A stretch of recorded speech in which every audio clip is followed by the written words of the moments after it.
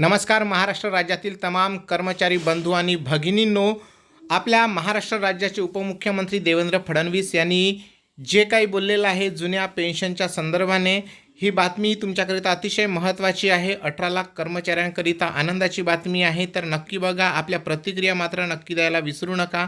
तर चला मंडळी, व्हिडिओला सुरुवात करूया। हा व्हिडिओ पूर्ण बघा, प्लीज सबस्क्राइब करा। धन्यवाद। कल्पना आहे की माननीय मुख्यमंत्र्यांच्या नेतृत्वामध्ये आपल्या राज्य सरकारने अनेक महत्त्वाचे निर्णय घेतलेले आहेत। शिक्षक कर्मचाऱ्यांकरता, इतर कर्मचाऱ्यांकरता, पण ते मोठ्या प्रमाणात या निवडणुकीमध्ये वोटर आहेत।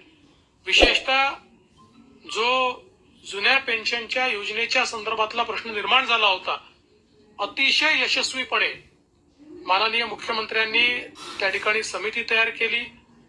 सगळ्या कर्मचारी युनियनची चर्चा करून त्यांना मान्य असलेला तोडगा हा त्यातनं आपण काढला आणि विधानसभेमध्ये तो तोडगा स्वीकारून त्या संदर्भात भविष्यात रिटायर होणाऱ्या सगळ्या आमच्या कर्मचाऱ्यांना त्या ठिकाणी पेन्शन आणि त्यांचं जी काही डिग्निटी आहे, या दोन्ही गोष्टी या त्या ठिकाणी राहतील, अशा प्रकारचा निर्णय घेतला। परवा देखील कर्मचारी संघटना ज्यावेळी आली होती त्यावेळी त्यांनी समाधान व्यक्त केलं की तुम्ही अतिशय चांगला निर्णय आमच्या कर्मचाऱ्यांकरता घेतला आणि अतिशय त्यांनी विश्वास देखील या सरकारवर लागू केला।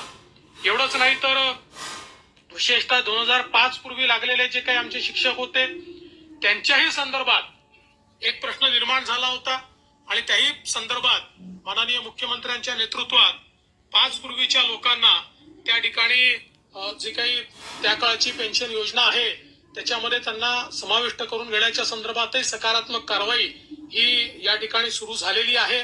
त्यामुळे कर्मचाऱ्यांचे, शिक्षकांचे जे काही प्रश्न होते ते प्रश्न देखील आपल्या सरकारने सोडवले आहेत। बरं, हे काही प्रश्न आज निर्माण झालेले नाहीत, 2005 साली निर्माण झालेले प्रश्न आहेत, पण हे सगळे प्रश्न आपल्या काळामध्ये या ठिकाणी सुटत आहेत।